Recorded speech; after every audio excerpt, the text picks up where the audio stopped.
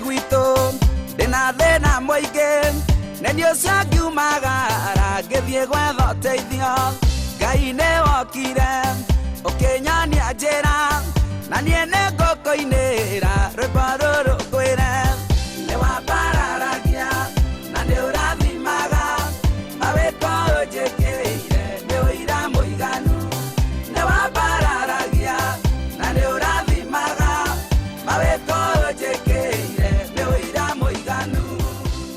It was a bright and sunny day, and heavy anticipation for the day's events filled the air. Relatives and friends of Kairu had already gathered at the Mathai supermarket compound in Karatina, all looking dashing in colorful and smart attire. Their faces beamed with enthusiasm as they moved around the assembly area, chatting with each other and laughing their way through the storytelling and cracking of jokes. Soon after, the team went into a short discussion, which was followed by prayer.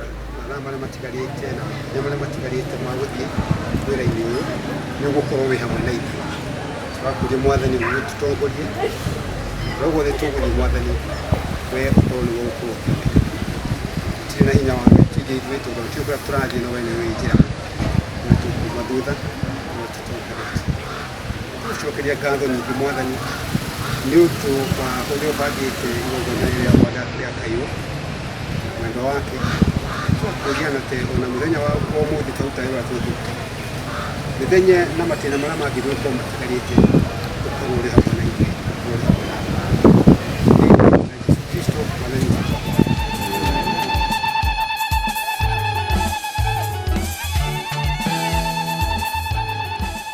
They then left for Nyambura's parents' home for the occasion that would change Kairu's and Nyambura's life for a lifetime.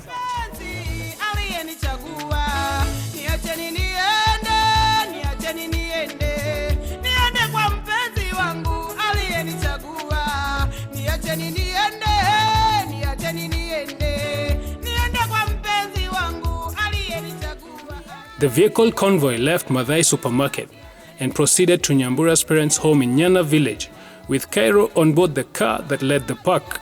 The journey must have seemed long as anxiety churned in everyone's stomach. Kairu's friends doubted whether he really knew Agnes Nyambura's home, but he cast their doubts away by affirming that he knew exactly where they were headed.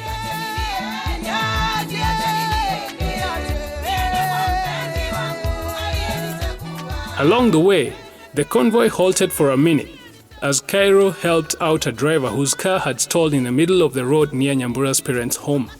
To save the situation, Kairu, with the assistance of some boys, assisted in pushing the vehicle aside so that the team could proceed on.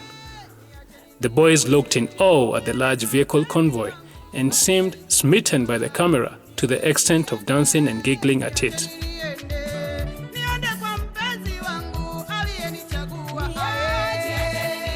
On arrival, the female friends and relatives from Kairu's side hopped out of their cars in haste but found the gates closed. As is common in the Gikuyu culture, the women accompanying Kairu's mom would persuade the women in Nyambura's homestead to open the gate by singing traditional songs.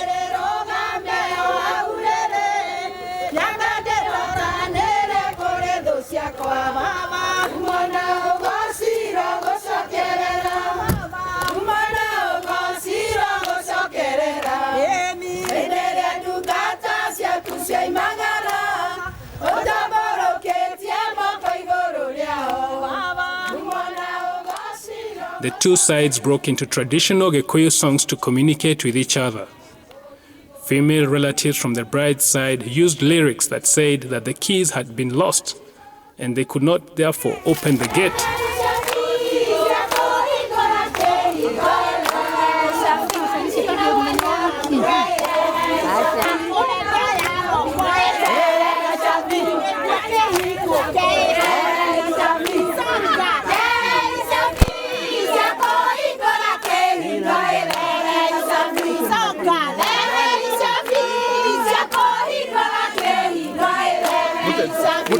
Ukiniangalia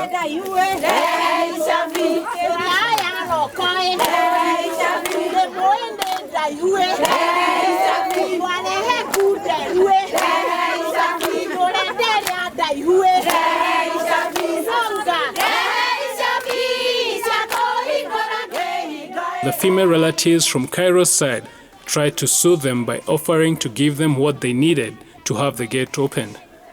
The two sides continued persistently in song until they reached an agreement, and finally the gate was opened.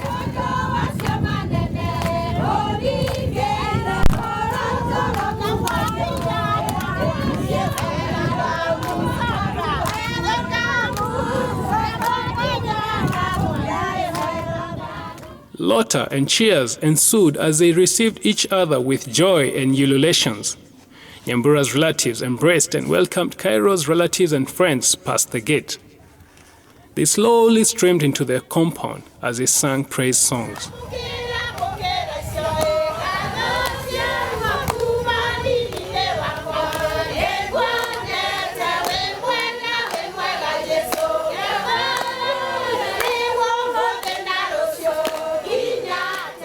The compound was furnished with decorations, farm tents arrayed with deep red and purple color over a large white cloth.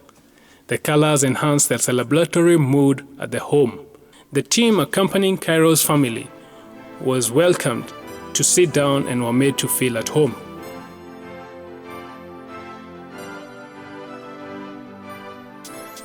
The pastor, Mr. Ayub Thuo, officially opened the Ruracio ceremony by a word of prayer, so that the guests and the host would partake of the delicious meal that was prepared for them.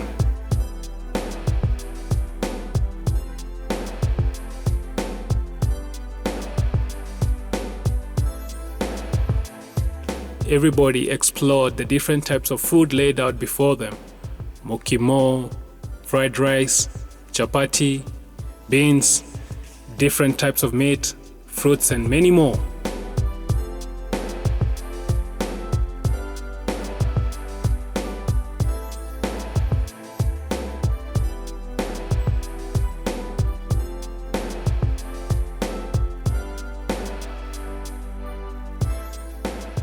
After the lunch feast, Nyambura's uncle welcomed all the guests to their home.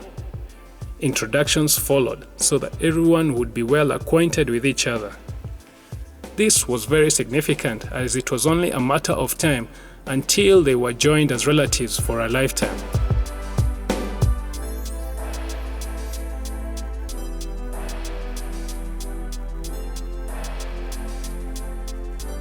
Next up in the program was a moment of praise and worship, led by Nyambura's younger sisters, Wairimu and Nyokabi. Everyone in the gathering, the old and young alike, broke into song and dance, clapping their hands to the rhythm of the worship songs. Despite the bright sun that shone on them, friends from Kairu's church remained undeterred by it and enthusiastically sang to Nyambura's sisters' lead.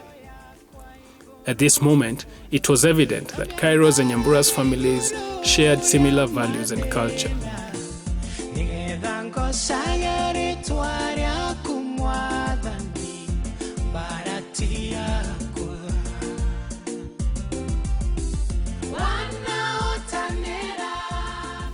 Once everyone had settled down into their seats, it was time to hear the word of God, which was delivered by Pastor Ayub. He preached from the book of Genesis with quite some vigor and zeal that left everybody amused and in laughter at the delivery of the word.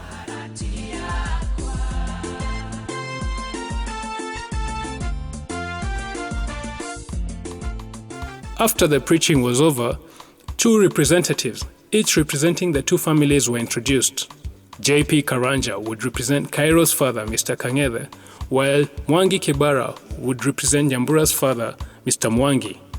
J.P. Karanja called out Kairu to the front, introducing him as the man who brought them to Nyambura's home. The two representatives then started to tease him in turns, asking him what he wanted from the home and why he brought his relatives and family there.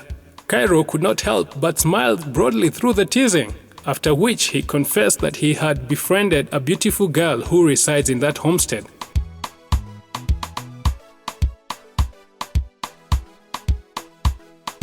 Kairu's dad spokesman, J.P. Karanja, asked that with Nyambura's parents' permission, that they would leave and go back home with the girl alluded to by Kairu. But Nyambura's dad's spokesman interjected to say that dowry negotiations must be held before anything could happen.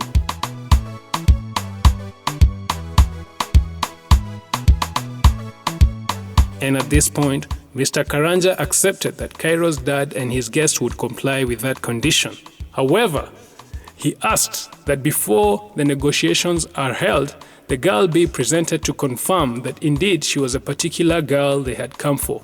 At this point, Nyambura's auntie Grace, dressed in a beautiful blue dress, came forth to inform the gathering that the homestead has a couple of ladies, some of whom had gone to tend to the garden, while others had gone to fetch water by the river.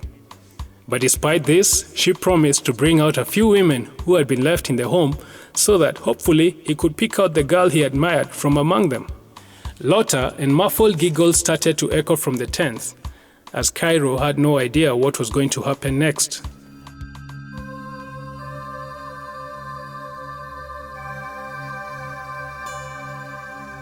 Before long, 6 elderly women filed out from the house and stood before everyone. Kairu was then tasked with selecting whom among them was his girlfriend.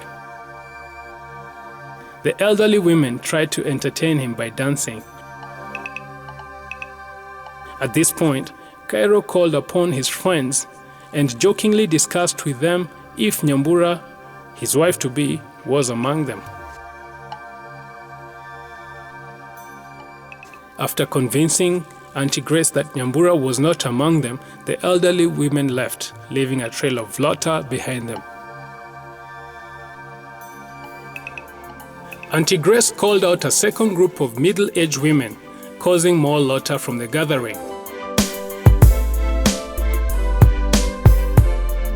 Kairu once again beckoned for help from his close friends in determining if indeed Nyambura was among them. Convinced that she was not among them, the women soon moved away. At this point, Auntie Grace informed everyone that the younger women were very far and can only be reached via taxi, and would therefore need some money to pay for the taxi that would go collect them and bring them before dusk.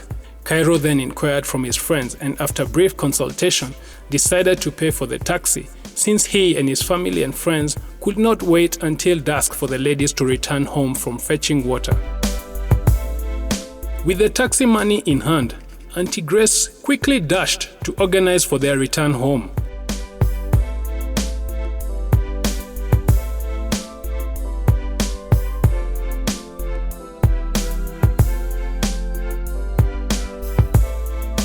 Before long, she reappeared symbolically driving a taxi, with the ladies following closely behind. But they were covered from head to toe, and Kairu had to identify his wife-to-be without lifting any of the veils.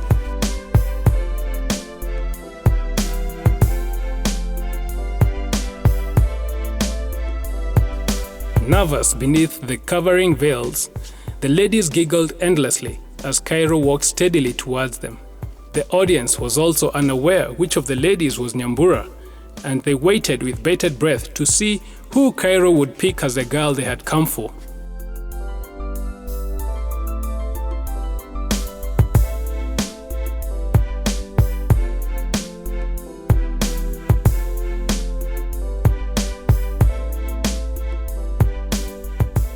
It did not take long to identify Nyambura as he reached out to the woman covered in a white veil, and Auntie Grace reached out to unveil her. Nyambura's face lit up as soon as she saw Kairu's face.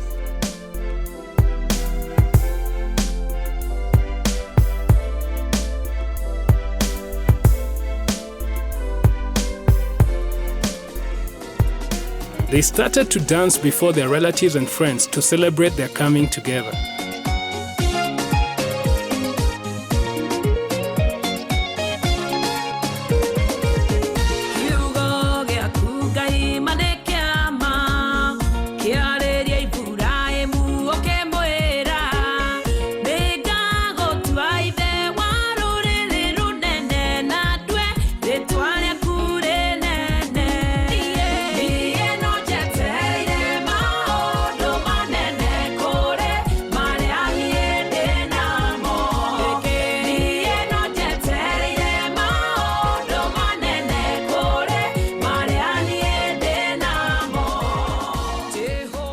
The smile on their faces matched their great chemistry, convincing anyone who still had any doubts that they were definitely meant to be together.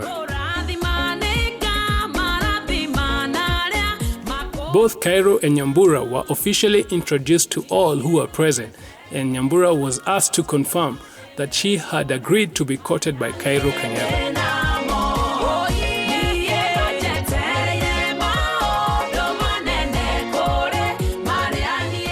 Soon thereafter, key representatives from either side converged in the house for the most significant part of the ceremony, dowry negotiations. Customarily, the negotiations are conducted by men from both sides via spokesmen. A select group of women followed into the negotiation room, but, as is the norm, their role would be limited to witnessing the course of events. In accordance with the Gikuyu culture, the fathers to both the bride and the groom do not talk directly